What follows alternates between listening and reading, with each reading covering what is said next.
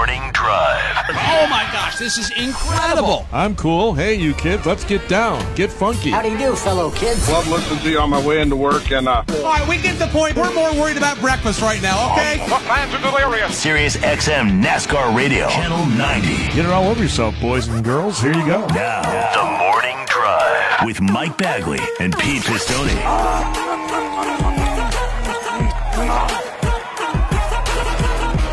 Sirius XM NASCAR Radio, Channel 90, live and on the air for this Monday morning, February 6th, 2023. Mike Bagley here in Del Marvelous, Studio 1D. Pistol Pete Pistones in the Paisan Palace in Chicago. We've got Sammy and Davey in Studio 134, the Beltway Bureau in our nation's capital. We welcome each and every one of you to this Monday morning, the day after race weekend number 1.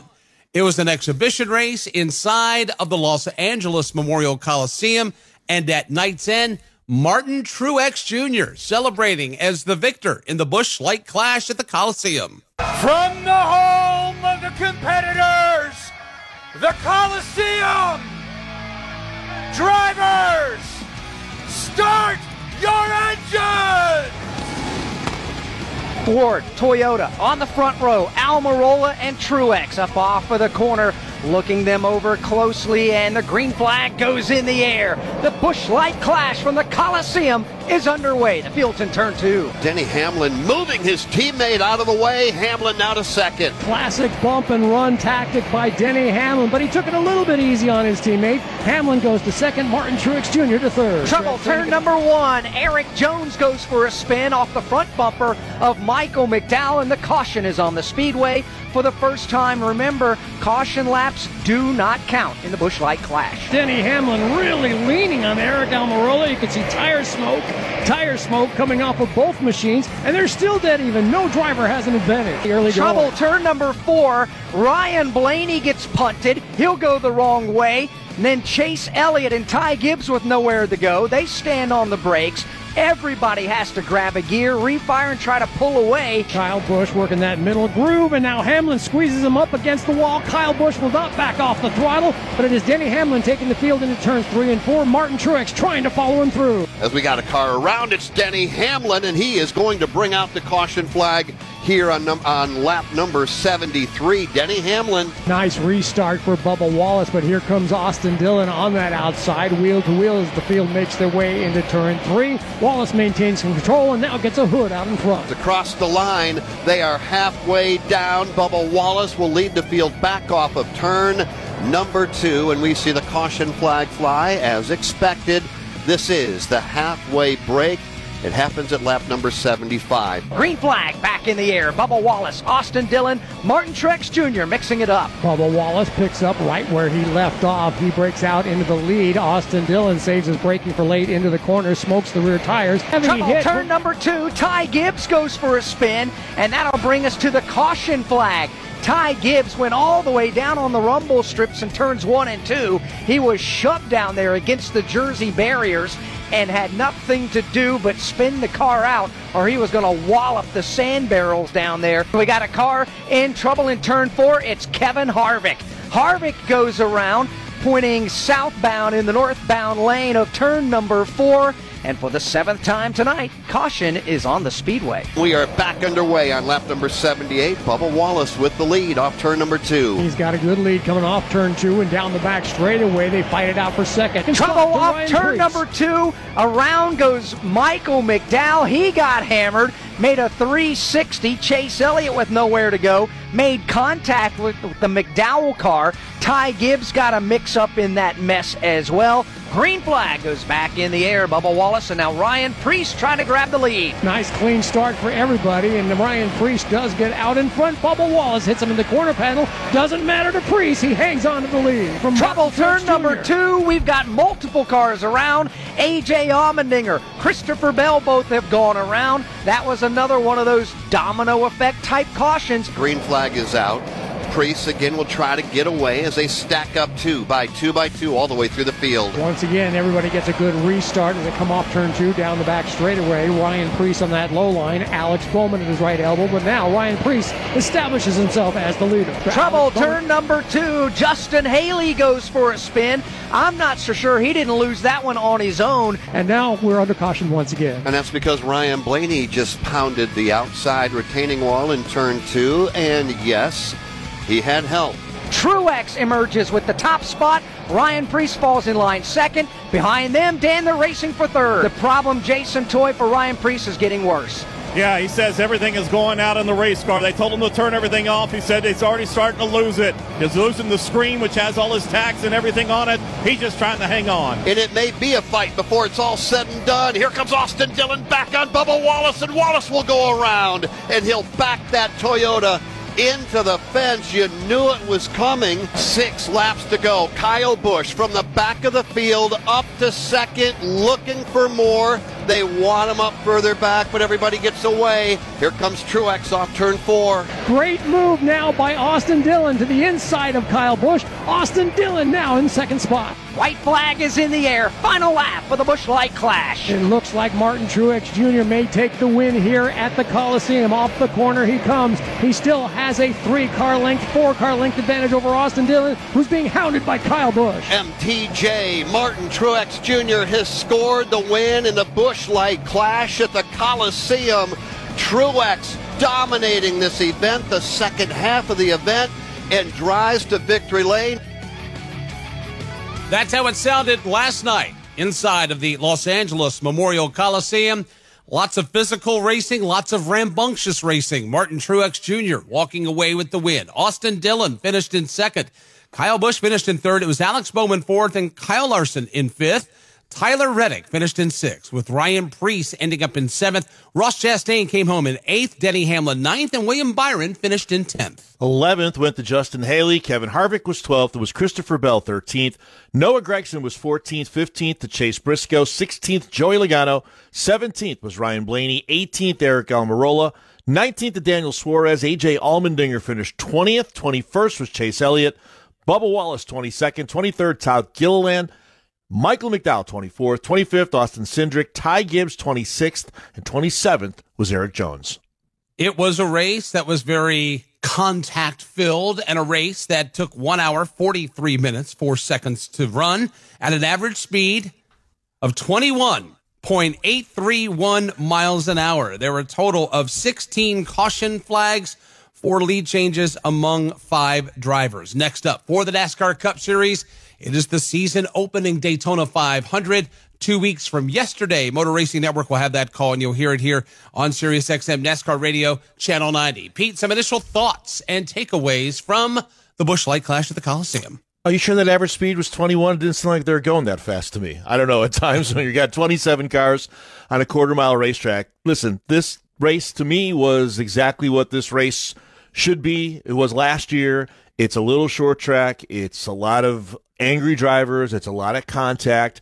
And at the end of it all, whether or not it counts or not, it certainly counts to Martin Truex Jr. and James Small. After the year they went through a year ago, going the whole season without winning, without really being in contention for anything outside of just maybe the frustration of the year award, it seemed like times for that 19 team, getting the first start of the season in victory lane, ending up actually with a gold medal at the LA Coliseum yesterday. It has to be a shot in the arm for that team. It has to be a confidence builder. I don't know what you take out of a little quarter-mile racetrack in Los Angeles forward to the rest of the season in terms of nuts and bolts and setups of the race car, but I think in terms of emotionally for that team, Mike, and I think in terms of just feeling better about things, getting off 2023 on the right foot like they did, I think, is going to go a long way for the 19 team of Martin Truex Jr. I've always said that a win or a loss in the Busch Light Clash will not a championship season make. However, it perhaps maybe can do some emotional uplifting. And listen, let's be honest, that bunch needed it because it's been a while since Martin Truex Jr. has been first across the start-finish line to take a checker flag, even though it didn't pay points. I would still say that there is the benefits of that emotional uplift, like, hey, we can still do this. Because last year, if they doubted themselves, I would not have blamed them whatsoever. yeah, we can still win these races. We can still, get those elbows up and sharpen those elbows if we need to. But they had a good race car. Now, you totally put that all in the rearview mirror. You go to Daytona. We'll see what they got there. Then when we get to Fontana and the rest of the West Coast swing. But I would say that there was an emotional uplift attached to that win last night when they were able to celebrate as winners, which is something they've not done in a long, long, long time. Well, a lot of our discussion last week about this race was just getting together as teams. We talked a lot about new drivers with new organizations and trying to get into that rhythm and routine, early on in the year. But it also applies to even veteran teams like that one, just to get out there as a group and bond together and work toward a common goal of winning the race. He had a fast race car. I mean, in his heat race, he came out of nowhere and really showed speed. So maybe some of that applies to a place like a Martinsville or when we get some short tracks later in the season. But that aside, I think for that team, where they were such an afterthought last year, more often than not last year when we talked about Martin Truex Jr., Mike, we were talking about, boy, I can't believe that happened to Martin Truex Jr., or why wasn't he competitive, or he had an engine issue or something like that. That's a good way to get things off on the right foot, maybe put some of that behind them. And for Joe Gibbs Racing as well, because they also had a season last year in a lot of ways that they'd like to forget, and they're trying to retool themselves with a new look in 2023 as well. So I think, generally speaking, if you're Gibbs, if you're Truex, if you're Toyota out there on the West Coast, nice way to kick off the year under the lights there at the Coliseum. I would even go so far to say that that's even applicable to those Chevrolets at Richard Childress Racing. Second and third last night up front, and again, sharpened elbows and whatnot, and was able to get both those Chevrolets inside of the top five.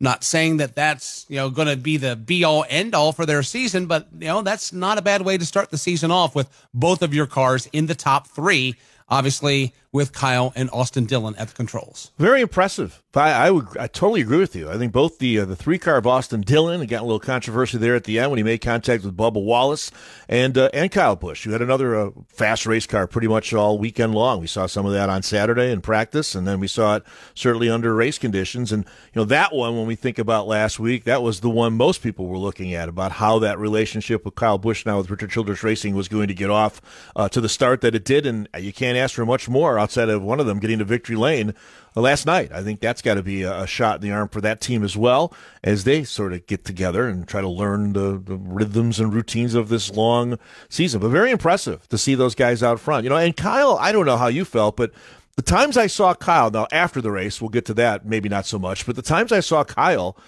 being interviewed on television, or even I heard him on radio a little bit, seemed to be in a different place. I mean, felt to me, Mike, like he was really having fun and was in a pretty good mood and jovial and looking forward to the new relationship and everything. And that helps when you got a good race car. But it did feel to me like Kyle Busch, in the next era of his career, was in a pretty good place most of the weekend out there in L.A. Now, I thought the same thing. And my first question was, it's a non-points race. It's an exhibition race. As Christopher Bell reminded us, we're having fun. We're having a lot of fun out here.